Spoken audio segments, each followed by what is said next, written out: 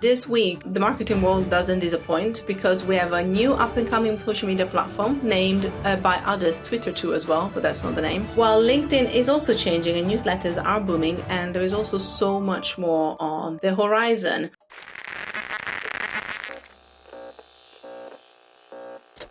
We're back, baby!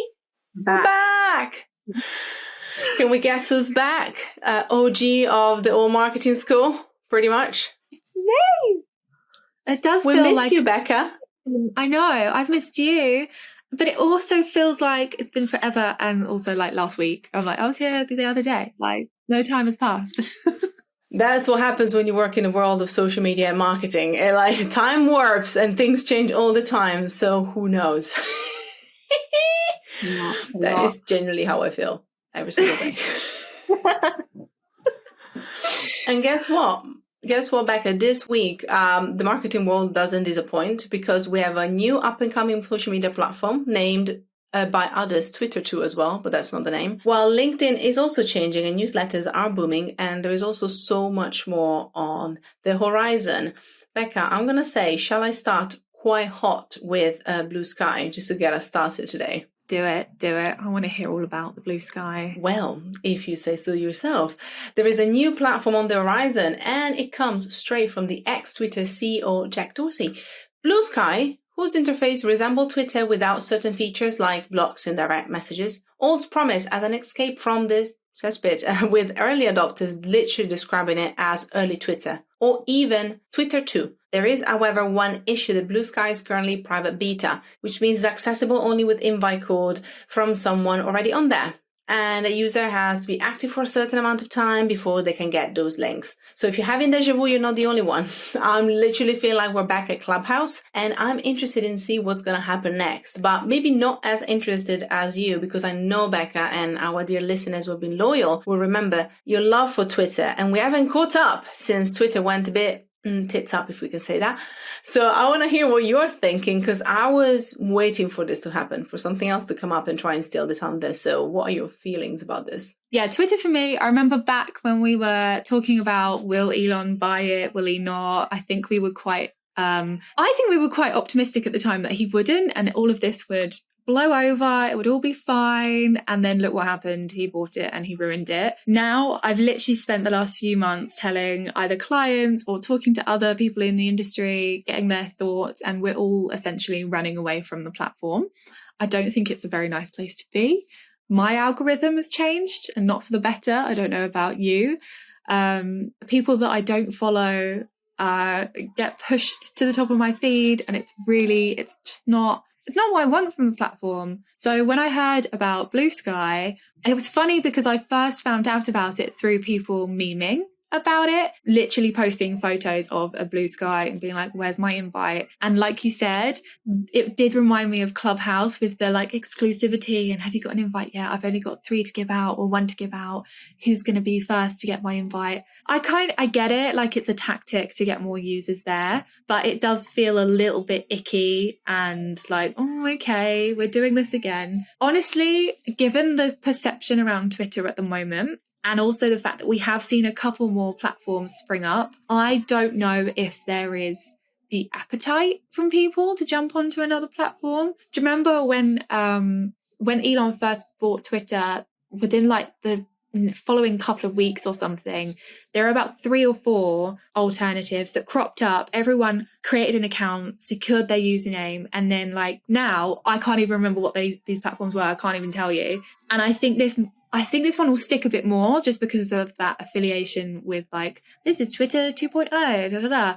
But realistically, are we all going to swap over there? I don't think we are. I think people will just replace Twitter with either spending more time on like TikTok or Instagram or LinkedIn, which I know we're going to talk about more in this episode.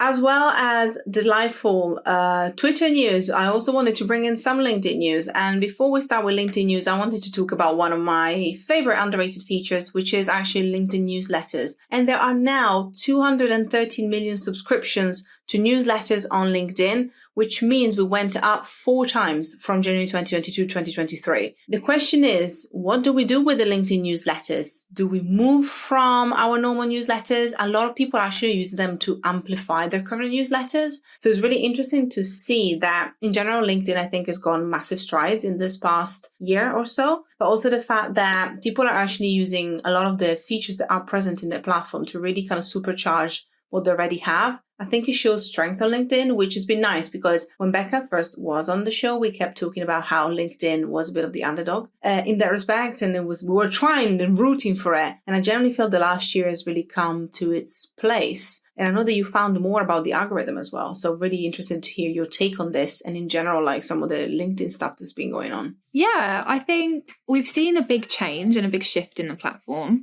I still think that newsletters are slept on a little bit. I think people either don't know really how to use them. Like you said, some people use them just as a way to amplify their existing newsletter, which they host somewhere else. I do think that that's quite a safe option. I definitely wouldn't not recommend that. We've seen before with other platforms how, you don't own your audience. So if you've already got an established newsletter somewhere else, I wouldn't just go, hey, drop everything and move over to LinkedIn. I do think LinkedIn is considerably more kind of steady in terms of the social media world. It doesn't have as much fluctuations that we see on some platforms like Twitter. But I do think there's an opportunity that people aren't using at the moment. So whether you are a company page, and I think that's quite a good example of how you can use it. It's an easy way to get started and immediately connect more with your audience.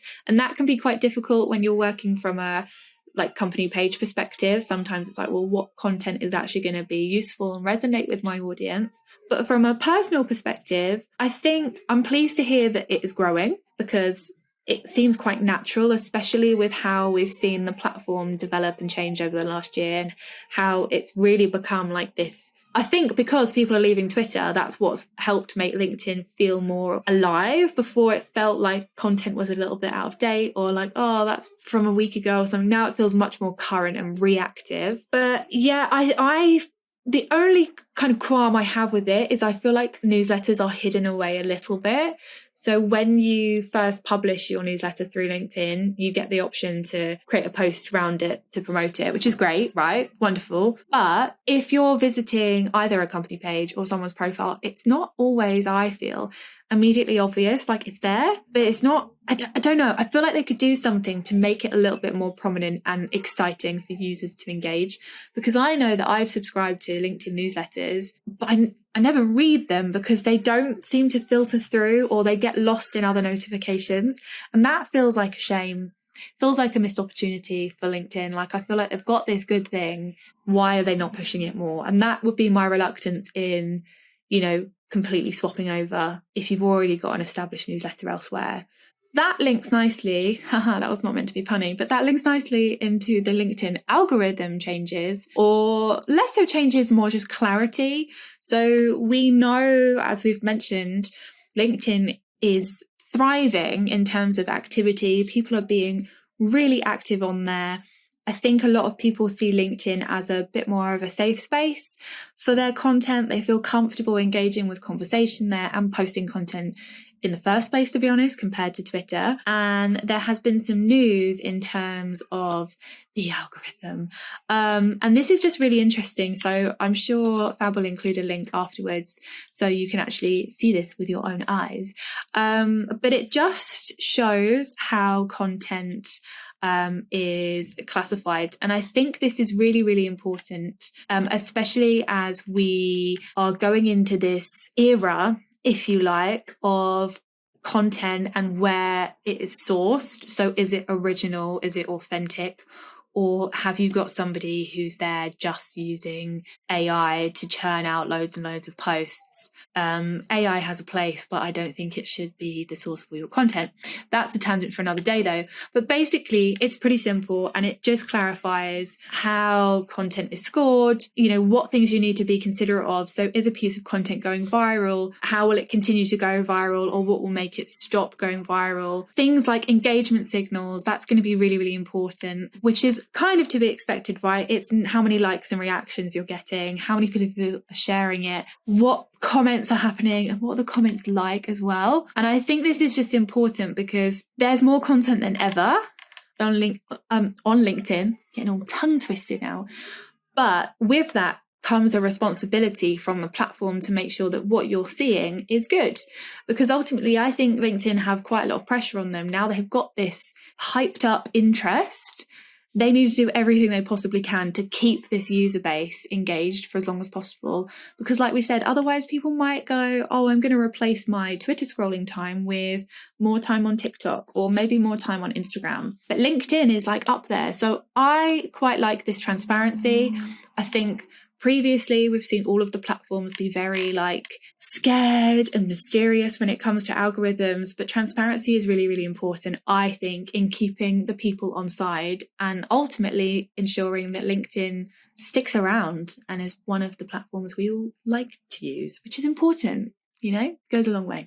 I absolutely love everything when it comes to actually transparency and better understanding how to use LinkedIn and the algorithm. And related to that, I have a little treat for us. I want to share with you what a guide on how to work with me is and why does it matter. So let's hear it from Vanessa, who in episode 146 shares with us one of our favorite frameworks that our listeners loved. Because I was thinking, that's a good example, yes. So at Girls Talk, whenever we have a new team member join, and also for current team members, and I actually should do like a little refresh and see what everyone said to make sure that I'm doing this for them, is we ask everyone to create a guide to working with me. And then when they join our first team meeting, they present that as it can be a PowerPoint, it could be a PDF, it could be a Canva graphic, it could be a Word doc. We say to everyone, be as creative or not as creative as you want. But the idea is it lets your new team members know how you like to work. So it could be your preferred method of communication, your pet peeves, your interests, your hobbies. And I have one as the CEO as well. And so people know what I like, what I'm into, for example, how I like to communicate, that kind of thing, what annoys me as well. And that framework has really helped our team to work better together. So I definitely would say that's probably the most impactful thing as well. And also I'd say Google Drive, that's sweet in terms of just having the folders, everyone having access, live documents, everyone can edit, all of that jazz. Last but not least, today I want to finish with one piece of news that caught BeCCA's attention. So I would love to hear from you, BeCCA. What caught your eye this week in social media news and beyond? So with BeReal, I feel like this is a controversial topic because some people, we're in that phase, right? It's still early days, even though there's a lot of users. So there was a stat from last year, I think, that said that BeReal reportedly had 73 million monthly active users in August last year, which seems really, really high. And I understand it's a cool app, right? I like it. I get the hype. I think it's an interesting concept and it's different. It's not just, oh, here's a new app and it copies the features of all of the other apps we already use every day, right? What it has prompted, and I can understand why they're now struggling to maintain user interest, is all of the other apps have just copied BeReal. We see it in TikTok, we see it in Instagram. I'm sure if apps don't have it right now, there's going to be some copycat of BeReal. And that's point one. It's like, okay, well, you've come up with this concept. Other people have copied you. Other people, TikTok and Instagram, both have other features that once people are sort of bored of that concept, or they're like, okay, yeah, I've seen the BeReals for today, people can stay in those apps, right? And then do the other things. They can watch people's stories, or they can scroll through just a regular TikTok video for about 3 hours and then wonder, how did I get here? But the other things that BeReal are offering, I don't think are quite good enough to essentially fight for that attention. So one of the things that they have tried to try and entice people into the app more is bonus BeReal, which is where you get that notification for the second time in one day. Sounds great, but is that not kind of going against the original concept of it's just a snap of your day and you get no warning, you're just supposed to capture it there and then? But also there was one that I was a little bit more interested in, which was a Spotify integration. Interesting, but again, what what's the point? It sounds really like brutal, but I just think they've got this concept. People are only going to be in the app for a very short period of time, either to post their BeReal or look at other people's, and then you're gone. Like, that ship has sailed for the day. I think having new apps, and it's not brand new anymore, I think that's important in our industry because change is good. And we saw TikTok come out of, what felt like nowhere,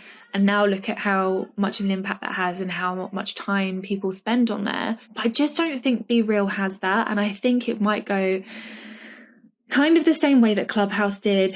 They have a new concept, it gets copied by everyone else, and ultimately people will continue to use that thing, but in the app that they prefer. So whether that's TikTok or whether that's Instagram, which kind of seems sad, but is it surprising? No. And I just think it is a shame because it feels like just as people have started to understand what BeReal is, if they do, it's already kind of gone. So it's unfortunate, but I like the concept. I just think they're going to have a real trouble keeping people interested in the app, which is a shame, but not surprising at all. I absolutely love what you said there, and I couldn't agree more. I genuinely believe that one of the biggest issues that we're going to find is that just like BlueSky, BeReal, all of these apps I think TikTok was the outlier, and because of that, TikTok had the upper hand, and also because of the specific circumstances of being during the pandemic and people needed something, and TikTok was that something for them. But it shows that then when the feature is the only thing that makes it and it's not the community, like TikTok built a community, Clubhouse didn't as much, and I generally believe that's why everybody copied their features, just like you shared with BeReal, and then they went straight into somewhere else, and they're starting to forget that the app even exists. So I couldn't agree more. BeCCA, thank you so much for sharing your news and for coming back with us on the podcast and on the episode. It was an absolute pleasure to have you. Now, before we go, where can people find out more about you and ask you all the questions about everything that we talked about together? You can find me on all of the social media platforms, including BeReal, I think, but don't follow me there, at BeCCA Social. Thank you so much for joining us. And as always, we'll be back next week. But in the meantime, class dismissed.